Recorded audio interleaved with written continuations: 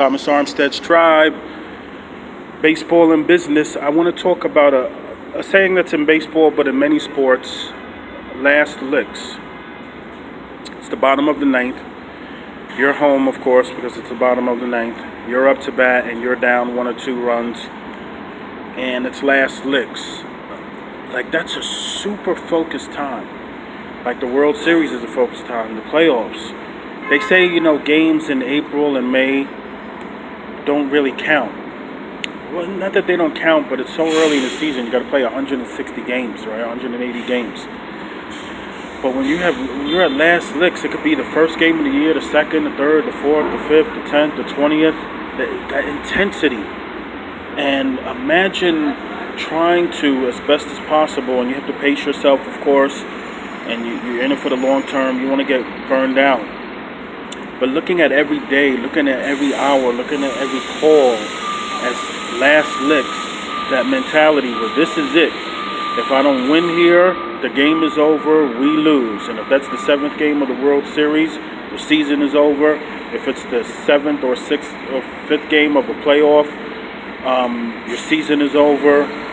If it's, the last game of the season and you need to win this game in order to make it into the wild card, it's like that last licks mentality where you are so focused. And for those of you who are not into baseball, it doesn't matter, right? It doesn't matter with sports, baseball. It's about the human condition. Where if you take the Yankees in, I think it was 2000, and I can't remember, but they were playing the Arizona Diamondbacks, and literally in the newspapers in Arizona, they had to print the rules of baseball because the people don't follow baseball, right? And this Diamondback team came in against Mariano Rivera, one of the greatest closers. The last pitcher who comes in the 9th inning, and this was to win the World Series. And these guys came back because they were so focused. It was the 9th inning, last licks, do or die. I can't help but think about, when I was very, very young. I don't know if I was 9 or 10. I turned on PBS and they showed these butterflies.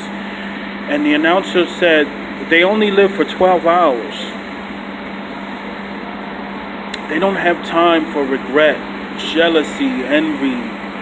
They just have 12 hours to live, and they live their life to the fullest for those 12 hours. It reminds me of one of my favorite quotes by Lincoln.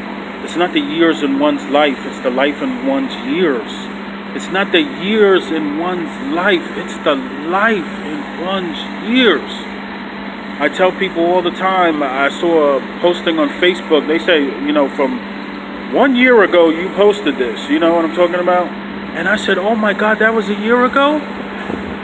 Seems like 2 years ago. Because in the year, I have lived 2 years. I truly felt like it had been 2 years.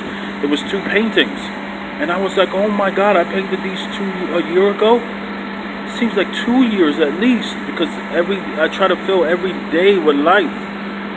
Business, life, thinking, growing, philosophy, classical music. It's like classical music, Wu-Tang, and Frank Sinatra, right? So think about that. Approach every day, every hour, every call like it's last licks. Business and Baseball with Thomas Armstead. Please join Thomas Armstead's Tribe on LinkedIn and Facebook. Thank you very much.